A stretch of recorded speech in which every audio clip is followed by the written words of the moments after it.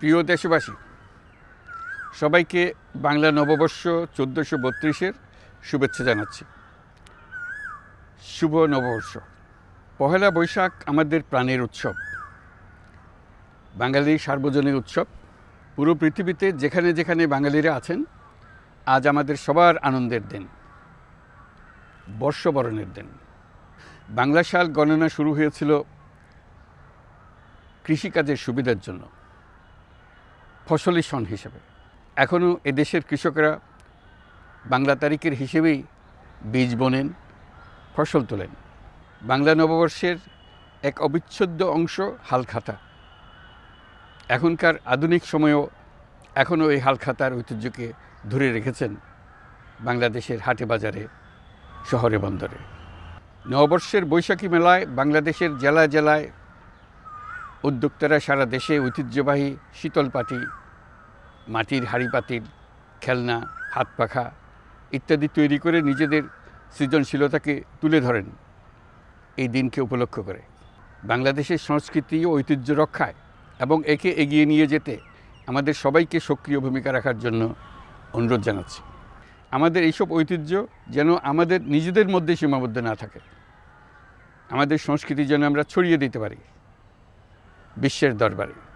বছরের এই দিনটিতে আমরা সুযোগ পাই আমাদের সুদীর্ঘ ঐতিহ্যকে নতুনভাবে নতুন প্রজন্মের কাছে উৎসবমুখর পরিবেশে তুলে ধরতে এবং পৃথিবীর সামনেই তুলে ধরতে।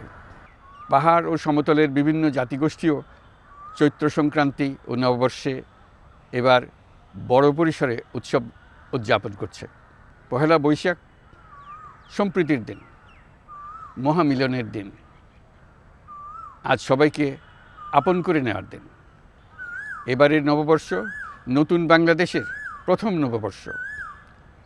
আসুন আমরা বিগত বছরগুলোর গ্লানি, দুঃখ, বেদনা, অসুন্দর ও অশুভকে ভুলে গিয়ে নতুন প্রত্যয়ে, নতুন উদ্যমে সামনের দিকে এগিয়ে চলি। চলুন নতুন বাংলাদেশ গড়ে তুলি। 24-এর গণ অভ্যুত্থান আমাদের সামনে বৈষম্যহীন বাংলাদেশ গড়ে তোলার সুযোগ এনে দিয়েছে। এই সুযোগ যেন আমরা না হারাই। বৈষম্যহীন বাংলাদেশ গড়াই হোক এবছর নববর্ষের আমাদের অঙ্গীকার। আমি নববর্ষের সকল আয়োজন ও উদ্যোগের সাফল্য কামনা করছি। নববর্ষ 1432 আমাদের সবার জন্য শুভদিনের সূচনা করুক। নববর্ষ আমাদের সকলের জন্য নতুন ও গভীর আনন্দের উন্মোচন করুক, এই কামনা করছি। সবাইকে আবারও আমার নববর্ষের শুভেচ্ছা ও সালাম জানাচ্ছি। আসসালামু আলাইকুম। মহান আল্লাহ আমাদের সহায় হন। আল্লাহ হাফিজ।